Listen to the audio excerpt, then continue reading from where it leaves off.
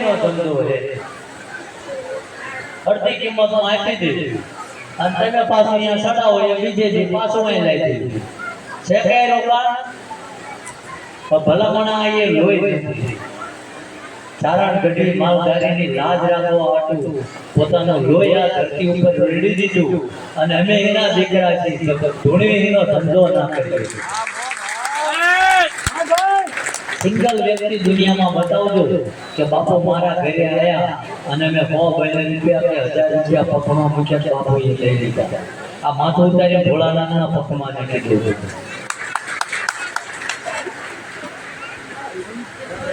સમજાય ને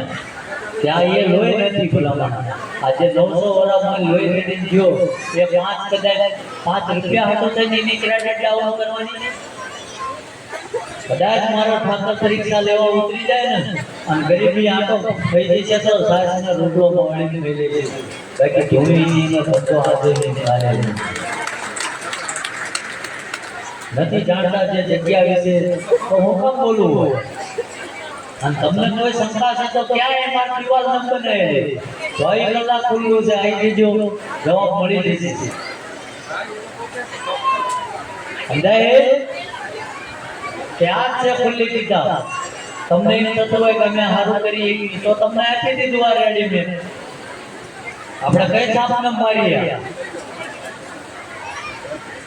એટલે કહેવાનો ઉદ્દેશ્ય એ છે કે માણસને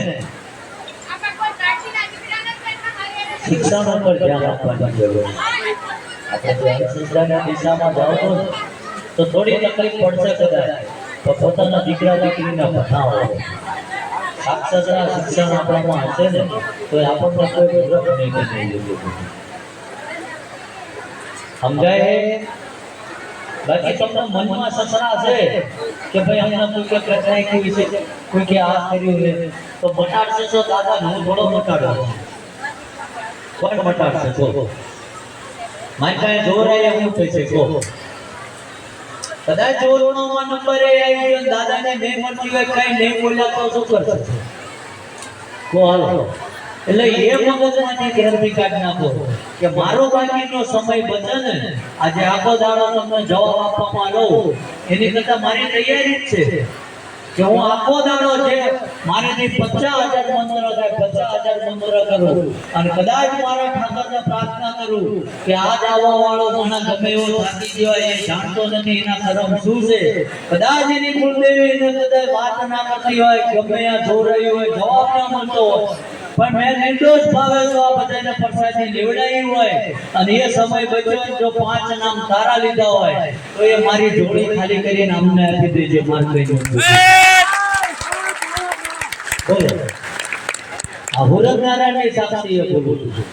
કે હું શું પણ મારે જે દિશામાં કરવું છે એમાં મારી ઘરે ના આલી એક માયા ખાલી ઉભા કરો ભરોસો મૂકી દો કારણ કે લાખો પરિવાર આયા ને આજ આરામની જિંદગી શાંતિની જિંદગી દિશા મળી છે અને જીવન જીવવાની દિશા મળી છે કોઈ શોર્ટકટ ન બતાવ્યો આપણી પાસે ગમે એવી આલિશાન ગાડી છે કરોડો રૂપિયા નાખીને લાયા પણ પંચર પડ્યું હોય તો અહીંયા લાતો ના મારવાનો હોય એનો રસ્તો ગોતવાનો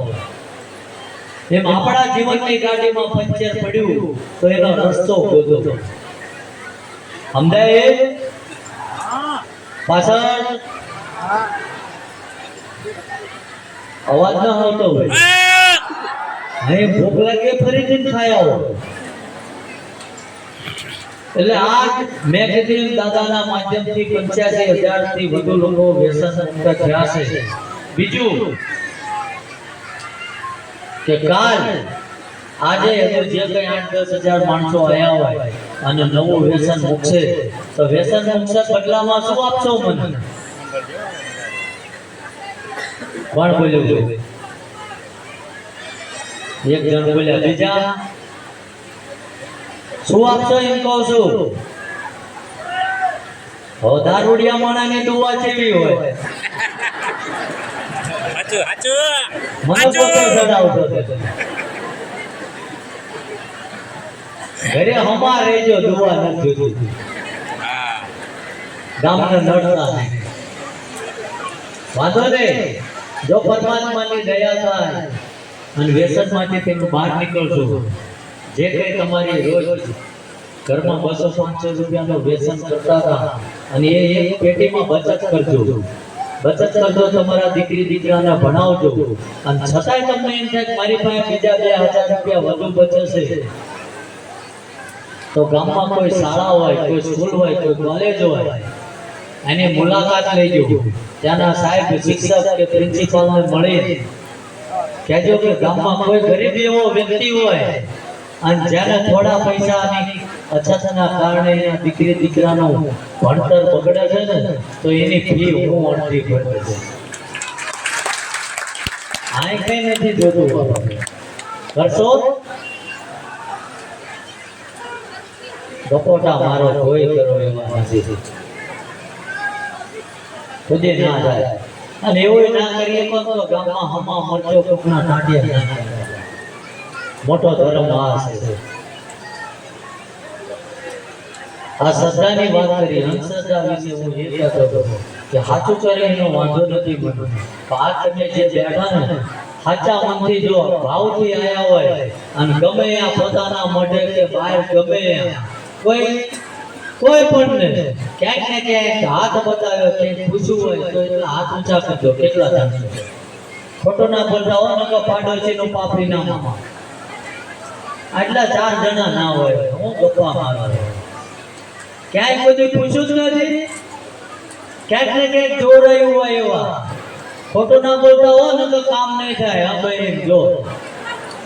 આટલા બધા 100-150 માણસ આમ 3 જણા હાથ ઊંચો કરે, આટલી બધી જાગૃતતા આપણા નથી. ગળે વાત જ ના ઉતરે કે તમે જ્યાં ક્યાંય જોવા દોરાવા જાય છો ને, ખોટી જગ્યાની વાત કરું, સાચી સેવા કરે તો એનો મને ક્યારેય વિરોધ નથી. ભગવાન એને તરક્કી કરાવવાની, એને આગળ વધે. પણ જે લોકોને જ્ઞાન માર્ગે લઈ જવામાં આવે છે, અમુક તમને રેસ્ટ આપશે, જોજો કે બહુ મેલો છે એટલું વાળવું પડશે. ક્યાં છે નથી કહેતા? હા કે ના? તો બોલો. કાં તો તમને એવું કહે છે મઠમાં માતાજી જ નથી, કરવા વાળા તમારા જ છે, એવું કહે છે. આવું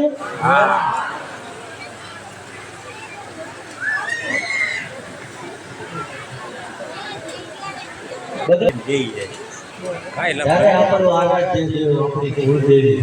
આપણે જે 4 ડગલા પાછી ઊભી હોય ને ત્યારે કોક આપણા ગયણામાં આવે. બાકી આપણી કુળની દેવી જાતી હોય, કોઈના બાપની તેવડ નથી આવે.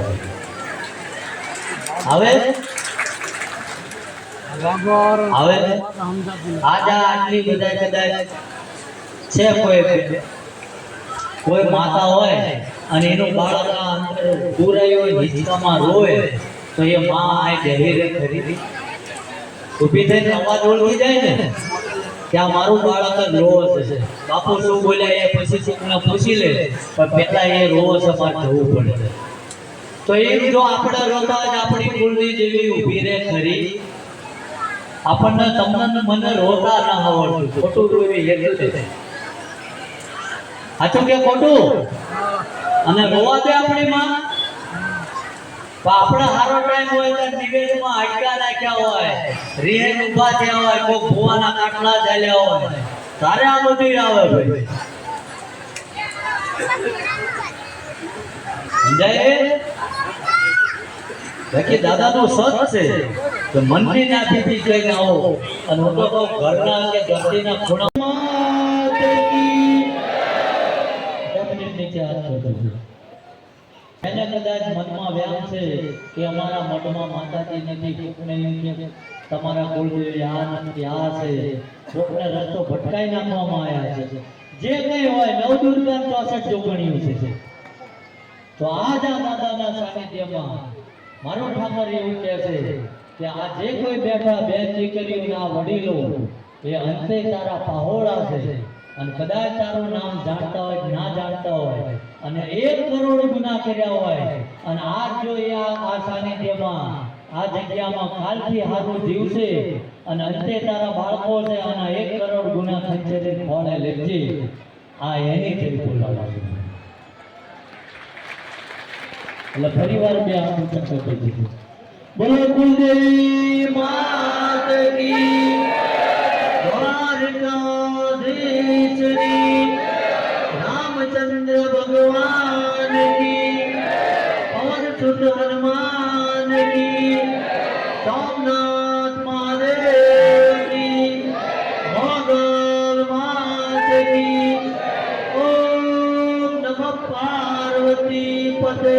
હર